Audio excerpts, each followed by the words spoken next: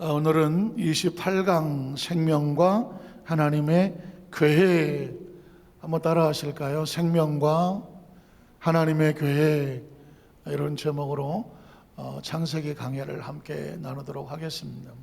최근에 이 우주에 대한 강의를 제가 EBS 강의를 통해서 들으면서 깜짝 놀라기도 하고, 그리고 고개를 끄덕거리기도 하고, 하나님께서 우리 생명을 향한 계획이 진짜 절묘하게 어떤 무슨 신화도 아니고 글자 그대로 과학적이구나 라는 것을 하나 깨닫게 됐습니다.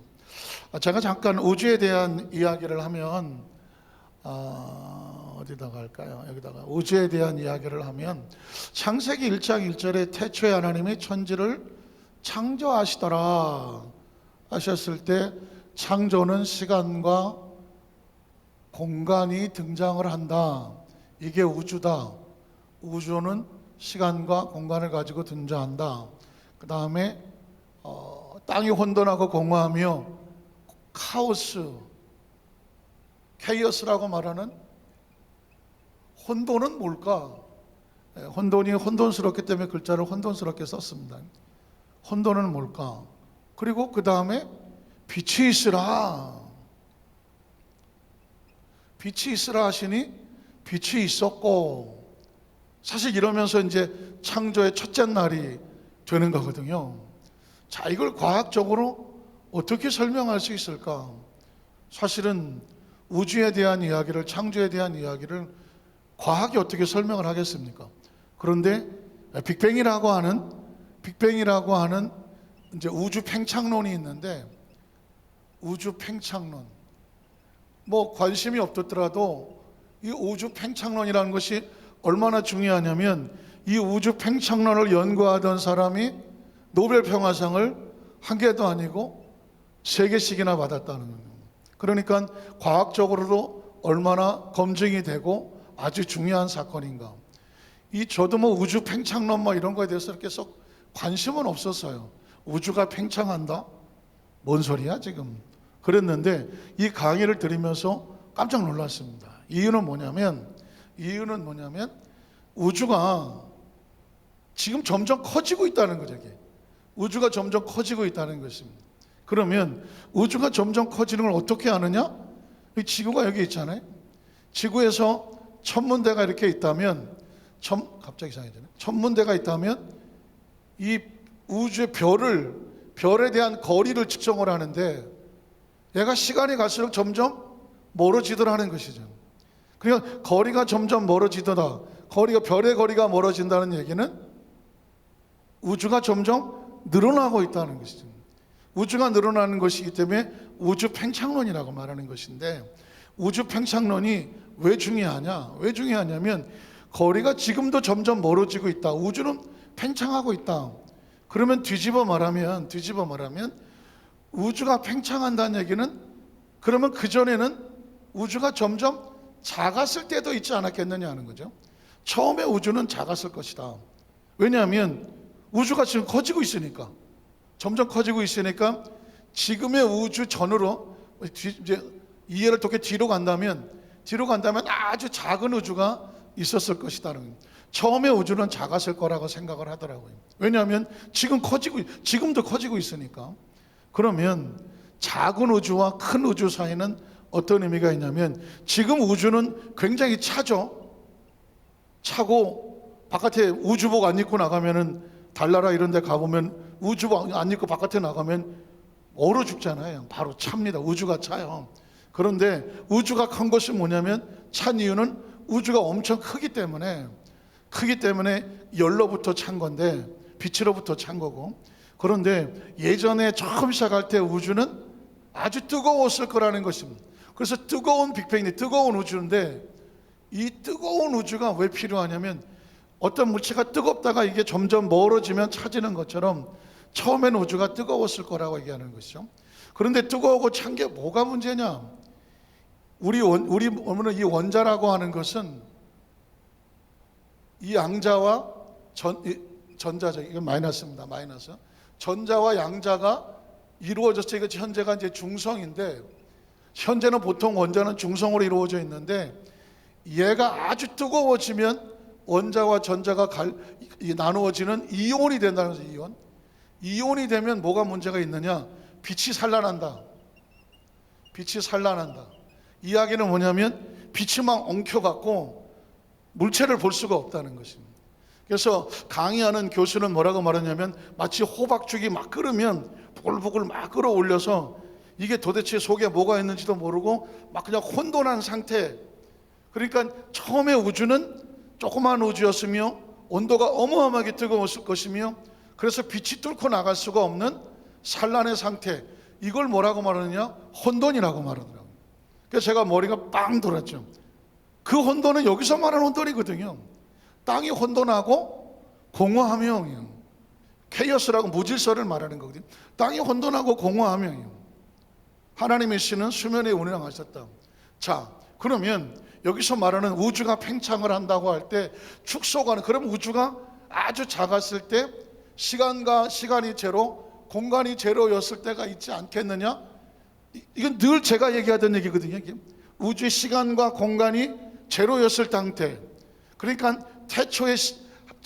태초란 시간이 출발하고 공간이 출발하던 요점이 왜 중요하냐면 요점 이전은 4차원이고 요점 이후는 3차원이거든요. 그런데 제가 늘 이야기를 하는데 아니 우주과학자가 이 이야기를 하는 거예요.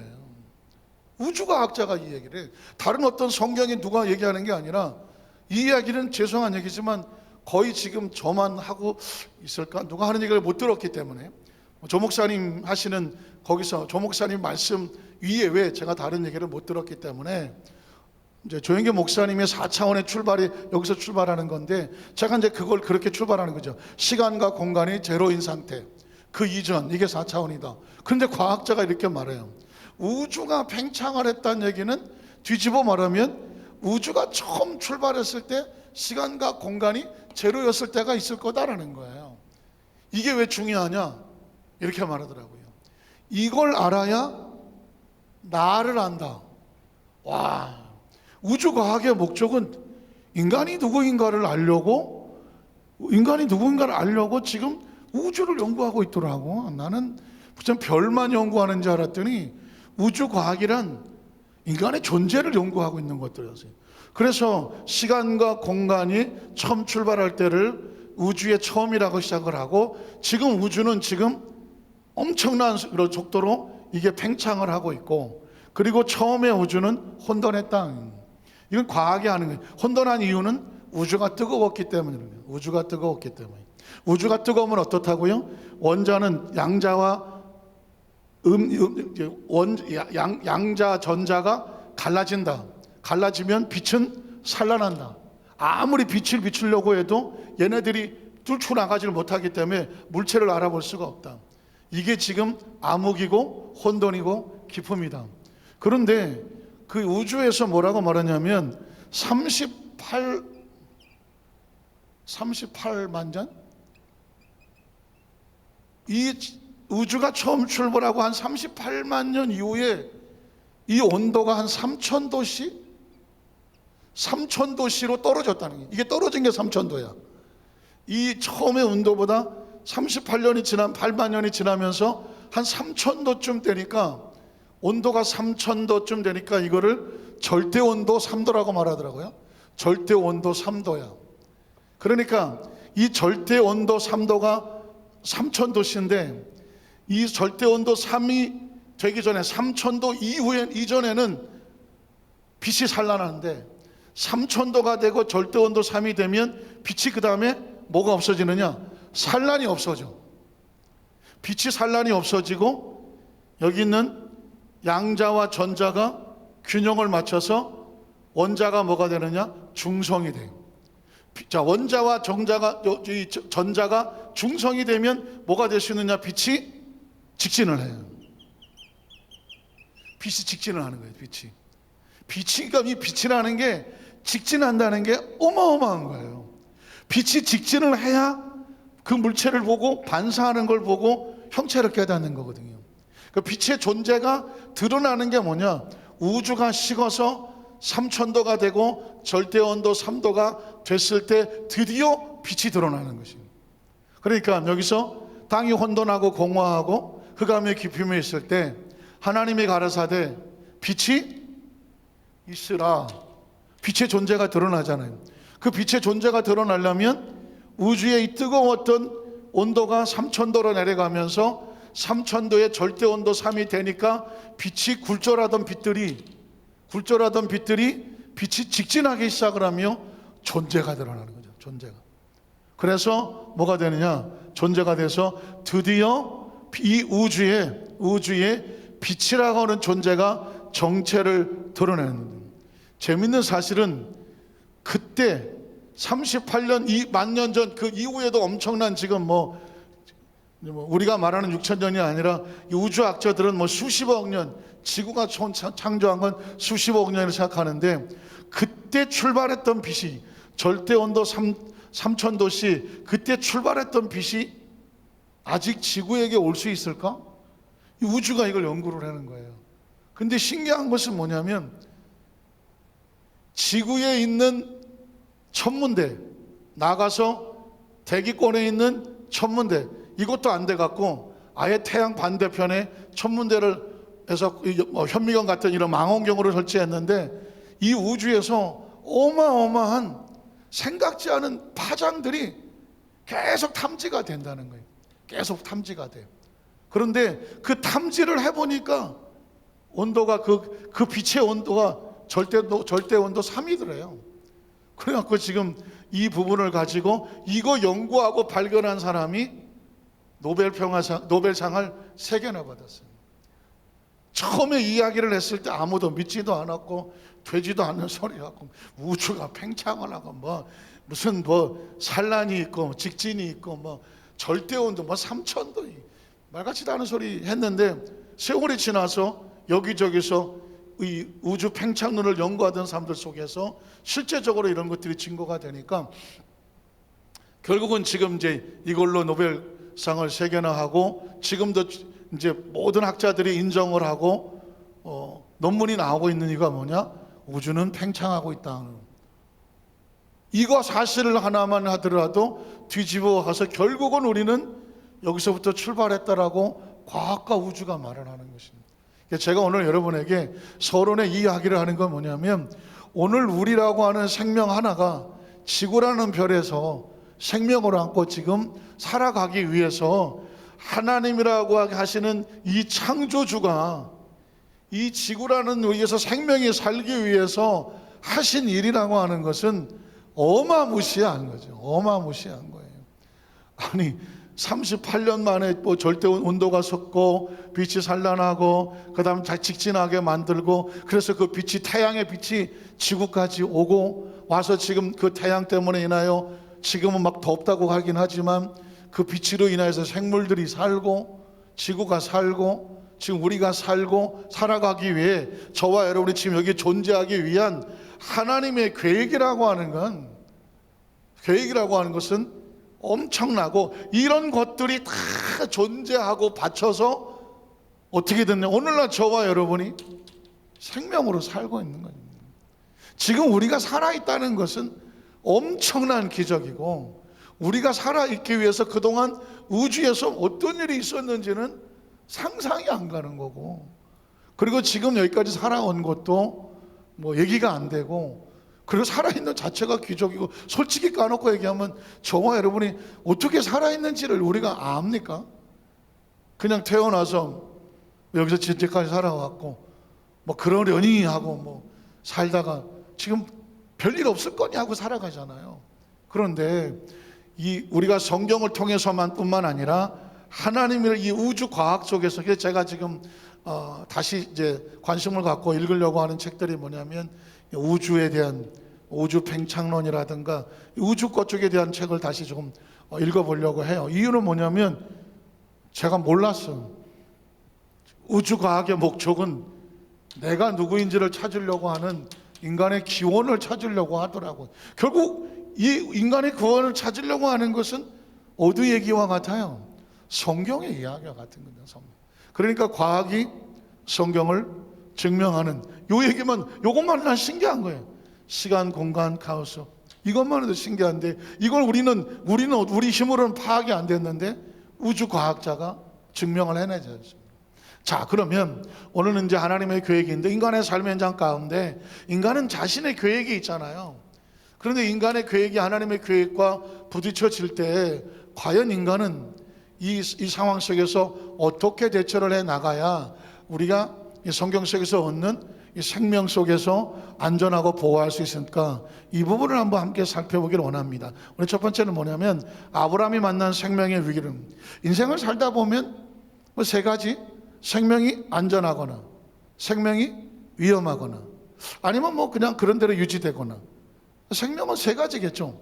그러니까 막 너무 힘들거나 위기를 만났거나 아니면 뭐 너무 좋구나, 생명이 막 잘 되거나 아니면 그냥 뭐 그런 대로 유지되거나, 아마 세 가지 상황일 겁니다. 문제는 뭐냐면 모든 인간은 생명의 위기를 만날 때가 있는 거죠. 심지어 크리스찬이라도, 하나님의 자녀들이라도. 자, 창세기 12장 10절에 보면 이렇게 말하고 있습니다. 창세기 12장, 그 땅에 뭐가 들었다? 기근이 들었다라고. 기근이라고 하는 얘기는 이스라엘 비가 없고, 비가 없으니 땅이 굳었고, 땅이 굳었으니 농작물이 없고, 농작물이 없으니 열매가 없고, 열매가 없으니 나하고 무슨 상관이에요? 먹을 게 없는 거예요. 먹을 게 없으니 어떻게 되죠? 생명이 위험하죠. 기근이라고 하는 단어는 그 자체가 인간의 삶 속에 만나는 생명의 위기예요. 그럼 본능적으로 사람은 뭘 하려고 할까요? 위기를 벗어나기 위해서 방법을 찾겠죠. 그래서 아브라함은 어떻게 애굽에 거류하려고 그리로 내려갔다. 이유는 뭐예요? 가나안 땅은 기근이 있었으나 애굽은 아시겠지만 나일강의 비옥한 삼각주, 나일강의 비옥한, 여기가 나일강이면 여기는 이 강의 퇴적이 계속 쌓이니까 이 나일강의 삼각주가 애굽인데 여기는 땅이 비옥할 수밖에 없어요. 그래서 모든 게 풍족해. 모든 게 풍족하기 때문에 애굽이란 나라가 당시 최강의 나라가 되는 거죠. 이 땅이 비옥하고 먹을 게 많으면, 물이 풍족하고 자원이 많으면 사람이 몰려서 살고, 사람이 몰려 살다 보니까 군대가 조직이 되고 과학이 발달하고 정치 모든 게 발달하고 되면 대국이 되는 거예요. 그러니까 지금 본능적으로 아브라함은 하나님은 가나안을 갔는데 가보니까 거기는 기근이 있는 땅이야. 힘들어. 생명이 위험해. 그런데 자기는 본능적으로 애굽은 살만한 것을 알아요. 그래서 아브라함은 뭘 선택하느냐? 애굽으로 가자. 우리가 어떤 문제를 만날 때 당장 급하니까 인간적인 방법을 찾잖아요. 하나님의 말씀은 때로 우리에게 기근으로 초대하거든요. 기근으로 초대를 합니다. 한번 따라하세요. 기근으로 초대하신다. 그러니까 인간적인 방법으로 보면 훨씬 편할 수 있는데 하나님의 방법은 때로 기근처럼 보이는데, 제가 그걸 초대란 말을 썼어요. 그건 뭐냐면 초대는 목적이 있는 거죠. 한번 따라하실까요? 초대에는 목적이 있다는 거예요. 초대에는 목적이 있어요. 자, 그런데 그 목적을 모르기 때문에 어떻게 하느냐? 할 수 없어. 목적을 모르니까 인간적인 방법을 선택할 수밖에 없는 거예요. 그래서 아브라함은 애굽으로 내려갔다. 이유는 그 땅의 기근이 심했기 때문이다. 자, 그러면 아브라함이 만난 생명인데, 그러면 이제 아브라함이 선택한 생명을 살리는 법, 내 생명은 내가 살릴 거야 하고 아브라함이 선택을 하죠. 자, 11절에 가니까 뭐라고 말하죠? 그가 애굽에 가까이 이르렀을 때 가보니까 또 문제가 생겼어. 그의 아내 사라에게 말하되 내가 알기에 그대는 아리따운 여인이라. 이게 아브라함의 생각인지 아니면 실제로 사라가 절세 가인이었는지, 나중에 보니까 뭐 바로 왕국에서 깜짝 놀랄 정도로 사라가 아마 절세 가인이었던 것 같아요. 자, 그래서 그대는 아리따운 여인이라. 그래서 아브라함이 머리를 쓰는 거죠. 또 이것도 위기야. 내가 지금 낯선 땅에 들어갔는데 내 옆에 있는 여자가 모든 사람이, 죄송한 표현이지만 탐을 낼 만한 절세 가인이야. 그러면 이 여인을 빼앗기 위해서 나를 죽이고 이 여자를, 내 아내를 빼앗아가면 어떡하지? 이런 생각이 드니까 아브라함의 위기니까 내가 살기 위해서는 방법을 찾아야 돼. 또 방법을 찾는, 애굽에 내려가기 위해서 방법을 찾은 것처럼 그 안에 또 살아갈 방법을 찾는 거죠. 그래서 뭐라고 말합니까? 그 다음 절에 보면 애굽 사람이 그들을 볼 때 이르기를 이는 그의 아내라고 하니 나는 죽이고 그대는 살리리라. 내가 죽을 수도 있겠다. 위기죠, 생명이. 그 방법이 뭐예요? 그대는 살리리니. 그래서 또 다른 방법이 뭘 거죠? 13절에 보면 원하건대 자, 아브라함이 생각한 내 생명을 살리는 방법, 그대를 나의 누이라고 하자. 내가 오빠라고 하자. 그러면은 내 누이 동생이라고 말하면 내 누이 동생을 뭐 어떻게 잘해보기 위해서 나한테 잘할 게 아니냐, 둘 다 살지 않겠느냐, 이렇게 말하는 것이죠. 이 이야기는 뭐냐면 아브라함은 지금 하나님의 계획을 모르기 때문이죠. 왜 기근으로 초대했는지를 모르기 때문에 그 초대를 거부하고 애굽으로 내려가고, 애굽에 내려갔더니 엎친 데 덮친 격으로 또 다른 문제가 있어서 이렇게 방법을 찾고, 자, 그러면 이게 안전한 방법이냐 하는 거죠. 하나님의 계획과 나의 계획이 부딪혀질 때에 이게 나의 계획이 내가 보기엔 최선이지만 하나님이 볼 때는 그게 아닐 경우 어떻게 될까? 자, 그 다음 절 한번 볼게요. 안전하고 내 목숨이 그대로 말미암아 보존되리라 하니라. 자, 그러나 14절 15절에 보면 아브라함이 애굽에 이르렀을 때 애굽 사람들이 그 여인의 심히 아리따움을 보았고, 실제 아름다웠던 것 같아요. 바로의 고관들도 그를 보고 바로 앞에서 칭찬함으로 그 여인을 바로의 궁으로 이끌어내는. 예전에는 이제 왕이나 우리나라도 뭐 아니면 뭐 중국 드라마도 그렇고 아니면 뭐 옛날 유럽이나 뭐 아주 고대 이런 왕국에서는 하여튼간에 뭐 여성이 이쁘면 남자들은 그 이쁜 여성은 다 자기 여자야. 왕은 그래서. 그리고 또 사람들이 또 이쁜 여성을 또 왕에게 바침으로 인하여 자기가 또 어떤 무슨 혜택이 돌아오기를 바라는데, 이런 그 상황이 있었던 것 같아요. 여기도 마찬가지죠. 바로의 고관들도 이 너무 이쁜 여자니까는 이 여자를 데리고 왕에게 잘 보이는 어떤 도구로 자기가 그를 하려고 했었던 거죠. 그래서 그 여인을 바로의 궁으로 이끌어들였다. 시대가 그랬다는 겁니다. 시대가 이끌어들였다고 하는 것입니다. 여기 보니까는 옛날에 태어났으면 위험할 만한 반응은 별로 없는 거는. 자, 이끌어들인지라. 그 다음에 보면 그래서 14절 15절. 자, 그러면 아브라함의 계획대로 아브라함도 살고 사례도 살았으나 과연 이게 정말 이대로 안전할 것인가? 제가 여기다가 물풍선으로 하나 이렇게 따로 빼놨는데요. 만약 여기서 이대로 그냥 아브라함의 계획대로 돼서 사례는 왕궁에 들어가서 바로의 후궁이 됐든지 한 100번째 무슨 처첩이 됐든지 간에 어쨌든 살았다고 치고, 그러면 아브라함은 사례의 오빠 노릇을 해갖고 이것저것 좀 재물을 받아서 팔자 없이 애굽에서 그냥 적당히 빌붙어 살았다든가, 이렇게 되면 뭐가 무산되는 겁니까? 하나님의 계획이 무산되잖아요. 우린 여기서 하나님이, 생명은 하나님의 계획이에요. 하나님은 생명을 만들었을 때 하나님의 계획이 있어요. 그래서 아브라함을 선택했을 때 하나님께서 아브라함을 통해서 하시고 싶어한 게 그전했지만 아담과 하와 지나서 노아 지나서 아브라함, 믿음의 세대를 끌고 가야 되는데 아브라함의 가정을 여기서 이렇게 애굽에 파묻을 수는 없잖아요. 이해가 가십니까? 이렇게 이게 여기서 파묻혀지는 게 하나님의 계획은 아니다. 진짜 중요한 것은 생명은 하나님의 계획을 품고 있다. 그래서 세 번째는 뭐냐면 하나님께서 선택한 생명을 살리는 방법은 아브라함의 방법과 어떻게 달랐을까? 이대로 살아도 그냥 살아요. 어떻게 살지 모르겠지만 일단 목숨은 붙이고 살잖아. 그런데 하나님은 이게 하나님의 계획은 아니었어요. 그래서 17절에 보면 야훼께서 아브라함의 아내 사레의 일로 말미암아 바로와 그 집에 재앙을 내립니다.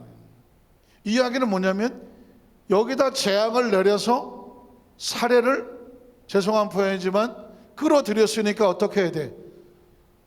토해내라고, 끄집어내야 될 거 아닙니까? 그러니까 바로의 집에 재앙을 내리는 이유는 뭐냐면 하나님의 계획을 손댔잖아요. 지금 바로가 의도는 아니지만 몰랐지만 하나님의 계획을 가지고 있는 아브라함과 사레가 왜 살아야 되나요? 사레를 통해서 누가 태어나야 되죠? 이삭이 태어나야 돼요. 여러분 잘 아셔야 될 게 뭐냐면, 사레는 절대로 여기서 죽을 사람이 아니에요. 죽어서도 안 돼요. 죽을 수도 없어요. 이걸 아셔야 돼요. 아무리 지금 뭐 기근을 만났던, 남의 나라에 가서 애굽에 내려가서 빌부터 살던, 어떻게 아브라함의 어떤 남편을 잘 만난 건지 못 만난 건지, 어쨌든 남편의 그 꼼수와 잔머리를 통해서 어떻게 지금 살아있을지는 모르겠지만, 사례는 여기서 이렇게 바로의 후궁으로 거기서 일생을 마칠 사람이 아니라는 거죠. 사례를 통해서 이삭이 나와야 돼요. 그러니까 우리는 사례를 보면 안 되고, 사례 속에 있는 하나님의 꿈 이삭을 봐야 되는 거죠. 하나님의 꿈을 가지고 있는 사람, 계획이 있는 사람은 절대로 여기서 죽지 않아요. 어떻게 해서든지 하나님께서 여기서 끄집어내는 거죠. 끄집어내서 다시 가나안으로 올라가서 거기서 이삭을 낳게 하고, 거기서 이 가나안 땅을 약속의 땅으로 이끌어갈 믿음의 자손들이 아브라함, 이삭, 야곱으로 흘러내려가야 되는 거지, 이걸 막을 수는 없는. 지금 이걸 누가 막았냐면 바로가 막은 것이거든요. 그러니까 원치 않게 하나님의 사람들이 앞길을 막으면, 하나님의 계획을 막으면, 사람이 아니라 계획을 막으면 반드시 재앙이 다가오죠. 재앙이 다가오는 거예요. 그래서 재앙이 다가왔죠. 자, 그래서 18절에 19절에 보니까 이 바로가 눈치가 백단인 거예요. 왜 우리에게 이런 일이 벌어지지? 최근에 우리한테 뭔 일이 있었지? 그 아브라함의 누이라고 하는 저 가나안에서 내려온 사레란 여인이 우리 왕국에 들어온 것밖에 없는데 그게 문제인가? 하고 백방을 찾았겠죠. 그리고 하는 말이 뭐냐면, 바로가 아브라함을 불러서 이르되 네가 어찌하여 나에게 이렇게 행하였느냐. 아마도 바로에게는 술사들이 많으니까 그 술사들을 통해서 왜 우리 왕궁에 이런 일이 일어난지를 알아봐라 했더니, 이 술사들이 별짓을 다 해보니 하나님이라고 하는 거대한 신을 우리가 잘못 건드린 것 같습니다.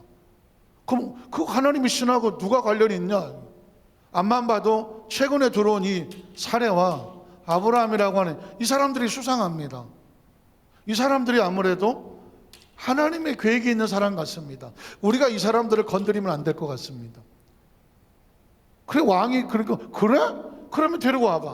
해서 아브라함을 데리고 와서 네가 어떻게 해서 진짜 그 사례가 누이냐? 솔직히 말해, 아니면 내가 너 능지처참을 하겠다. 그러니까 아브라함이 눈치가 이상하니까는 거기서 실제로는 제 아내입니다 라고 말하니까 이제 바로가 거기서 화가 나는 거죠. 그를 내 아내라고 내게 말하지 아니하였느냐? 내가 어찌 그를 누이라고 하여 내가 그를 데려다가 아내를 삼게 하여 하나님의 계획을 방해하게 만들었냐는 거죠. 왜 나로 하여금 하나님께서 거침없이 행하시는 계획에 걸림돌이 되게 만들었느냐? 너 때문에 내가 죽을 뻔했잖아. 그랬으니 어떻게? 내 아내가 여기 있으니 당장 데려가라. 당장 데려가라. 바로의 왕궁이 사례를 삼켰다가 이게 함부로 할 사람이 아니라는 걸 알고 팍 하고 토해내는 모습같이 생각되지 않습니까? 자, 이제 데려가라 하매, 19절 하매. 그래서 어떻게? 20절에 보니까 바로가 사람들에게 그 일을 명하며 그들이 그와 함께 그의 아내와 그의 모든 소유를 내보내었더라. 저는 여기서 무슨 생각이 나냐면 마치 요나와 고래가 생각이 나는 거예요. 요나가 저 다시스로 가서 거기 정말 하나님의 나라가 임하여 회개하지 않으면 망할 거다. 가서 전해라 그랬더니 요나가 생각하기를 그 새끼들은 죽어야 됩니다. 그 얼마나 우리한테 괴롭혔는데 그들을 살립니까? 난 못 갑니다. 그래갖고는 요나가 하나님의 방법이 아닌 자기 방법으로 요바로 가서 배를 타고 도망을 치잖아요. 왜냐하면 하나님은 그 백성이라도 회개하고 돌아오고 살리라고 말했는데, 요나의 계획은 이참에 다 때려 죽여버리십시오. 꼴 보기 싫어 나는. 저 새끼들 다 죽어야 돼 나는. 그 내가 안전하면 저것들은 다 죽을 거 아니야. 그러면 이 시대 사람들은 어떻게 생각했냐면 하나님은 그 유대 요기만 있다고 생각을 했어요. 마치 야곱이 하나님을 떠나다가 루스라는 곳에 가면서 내가 부모님을 떠났으니 이 땅엔 하나님이 없을 거야. 이제 나는 혼자 여기서 돌베개를 빼고 내 앞길이 어떻게 될지 몰라. 슬피 울다가 잠이 들었는데 그 밤에 꿈을 꾸고 나서 보니까 하나님이 나타나거든. 그리고 깨어나서 깜짝 놀라서 하는 말이 뭐예요? 아이고 여기도 하나님이 계시네. 우리는 지금 하나님이 편지하셔서 어디든 하나님이 계시는 것을 믿습니다. 믿으십니까? 믿습니다. 그런데 이 시대 사람들은 하나님은 제한적이라고, 하나님이 그 당시 세계를 모르니까, 아니 지구도 어떻게 생겼는지 모르고 정말 이 지구에 어떤 나라가 살고 있는지도 모르니까 하나님은 그냥 눈에 보이는 여기만 있다고 생각을 하죠. 내가 멀리 떠나면 하나님이 거기까지 따라온다는 생각이 없어요. 그러니까 요나도 내가 배를 타고 멀리 숨으면, 도망가면 하나님이 나를 못 찾으면 저 니느웨는 망하겠지 라고 생각했던 거죠. 그런데 하나님께서 그 요나가 탄 배를 흔들고 사람들이 제비를 뽑으니 요나가 뽑혀지고 너 때문에 그랬구나 하니까 요나가 내가 하나님의 언명을 어기고 도망을 치다가 나로 인하여 배가 어려움을 당했으니 나를 바다에 던지시오 해갖고 바다에 던졌더니 고래가 삼켰다고 했잖아요. 고래가 요나를 삼키고 어떻게 됐을까요? 3일을 대굴대굴 굴르면서, 고래가 굴렀다는 말이 맞을지 모르지만 고래가 3일 동안 대굴대굴 굴렀다는 거예요. 마치 바로의 왕궁에 사례가 들어갔더니 그 집이, 그 바로의 왕궁이 그냥 3일 동안 바로가 그냥 대굴대굴 굴르는 것처럼, 이게 잘못 삼키면 대굴대굴 굴릅니다. 그래서 하나님의 사람은 건드리는 게 아니에요. 바로가 사례를 잘못 건드린 거죠. 사례는 사람이 아니라 하나님의 계획이라고 말했죠. 자, 요나는 사람이 아니라 하나님의 계획이죠. 요나는 나가서 고래 뱃속에 죽을 사람이 아니에요. 요나는 나가서 니느웨에 가서 복음을 전해야 될 사람이거든. 그러니까 고래를 삼킨이 아니라 요나를 삼킨 고래가 3일을 대굴대굴 굴르다가 요나가 거기서 이제 회개를 하고 결국은 하나님께서 고래에게 요나를 토할 수 있는 기회를 주죠. 안 그랬으면 고래는 죽었어요. 그런데 토하죠. 토하고 나니까 요나는 이제 살아나와서 깨닫고 니느웨로 가지만 돌아서면서 고래가 아이고 살겠다 그랬겠죠. 고래가. 바로도 마찬가지죠. 아브람과 사례를 내어 보내고 나서 비로소 왕궁이 잠잠해지면서 아이고 잘못하면 큰일 날 뻔했네. 이 상황과 같은 거지. 이게 굉장히 중요한 거예요. 그래서 크리스천은 뭘로 사는 거냐면 하나님의 계획으로 사는 거예요. 하나님의 계획. 우리가 무슨 시세를 알고 살겠습니까? 무슨 운명과 팔자를 조종해서 살고 삶을 살아가면서 내가 이렇게 저렇게 뭔가 방법을 다 동원해 갖고 내 인생과 내 운명을 하여튼 별 방법을 다 써면서 살려낼 수가 있겠습니까? 결국은 우리는 하나님의 방법으로 살아가는 거죠. 하나님의 방법. 그래서 저와 여러분이 생명이잖아요. 창세기의 위대한 발견은 뭐냐? 생명이거든요. 생명이란 말이죠. 그 생명과 관련된 이야기를 계속 해나가는데 하나님의 계획이잖아요. 결국은 생명은 어떻게 사냐면 하나님 계획 안에 있어야 살고요, 계획으로 살고, 계획으로 인하여 살고, 계획 따라서 살고, 계획과 함께 사는 거죠.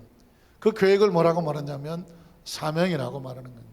사례는 이삭을 낳아서 믿음의 어머니가 돼서, 믿음의 조상의 어머니가 돼서 쭉 이어져가는 사명을 하고, 요나는 니느웨에 가서 너희가 회개하라, 회개하지 않으면 니느웨가 망할 것이다.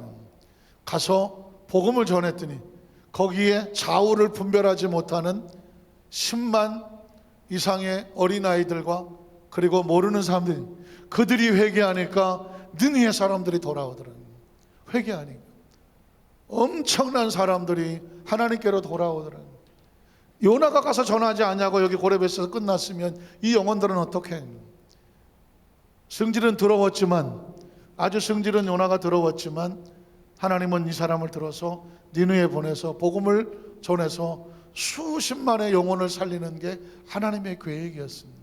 그러니까 목사님 나 성질 더러운데 나 같은 사람도 괜찮을까요? 괜찮아요. 요나 더 더러운 사람이. 인간은 어떤 하나님께서 우리의 부족함과 모자람과 연약함으로 인하여 하나님의 일이 방해받지 않아요. 하나님은 부족하고 모자라지만 하나님이 들어 쓰셔서 손에 잡으면 그때 사람의 지팡이가 아니라 하나님의 지팡이가 되고, 하나님의 지팡이가 되고, 그리고 하나님께서 만드시는 멋진 작품이 될 것을 믿습니다. 우리 여도수목 안산교회 우리 모든 성도들, 오늘 특별히 또 예배를 같이 준비해 주신 우리 찬양팀과 우리 남녀선교회 이곳에 있는 우리 모든 크리스찬들에게, 믿음의 지체들에게 제가 확실하게 선포하기는, 지금의 자신을 바라보지 말라. 죄송한 얘기지만 과거도 보지 마라. 현재 자신의 부족한 모습에 스스로 평가하고 무너지지 마라. 언제 어느 때 어떻게 될지는 아무도 모른다. 우리의 희망은 하나님의 계획 안에 있으면 불과 1년 뒤에, 2년 뒤에, 3년 뒤에, 몇 년 뒤에 하나님께서 어떻게 세워놓으시고 어떻게 영혼을 건져하시는 축복의 통로로 쓰실지는 아무도 모른다. 우린 그저 내 생명이 하나님의 계획 안에 있음을 믿고 그걸 품고 하라. 저와 여러분의 존재 하나를 위해서 이 어마무시한 엄청난 수십만 년, 수십억 년, 우리 머릿속에 계산도 안 되는, 그리고 어마어마한 지금도 팽창하고 있다는 엄청난 우주와 수많은 별들과, 그리고 그 엄청난 시간과 공간 속에서 우리가 지금 이 땅에 살면서 하나님이라는 그 창조주의 계획과 섭리를 논하고 그 이름을 찬양하며 경배하며 지금 그 은혜 속에 그 영혼의 자유를 누리며 사명을 가지고 살아가는 우리의 존재를 생각하면 그냥 은혜죠. 그저 은혜고 감사합니다. 이걸 알고 깨달아가는 사람은 그냥 축복이고, 여기서 하나라도 막혀서 덫에 갇히듯이 인간적인 방법으로 몸부림을 치는 사람은 자신도 힘들고 자신을 묶고 있는 고래도 힘들고 바로도 같이 힘들게 하는 것입니다. 오늘 여도수 만살거리 모든 성도님들이 우리 계획, 하나님의 생명 주시는 계획이 내 생명 안에 있음을 꼭 기억하시고 이거 믿고 끝까지 한번 멋지게 믿음으로 승리하시는 지체들 되시기를 주의 이름으로 축복합니다. 우리 찬양 한 곡 드렸으면 좋겠습니다.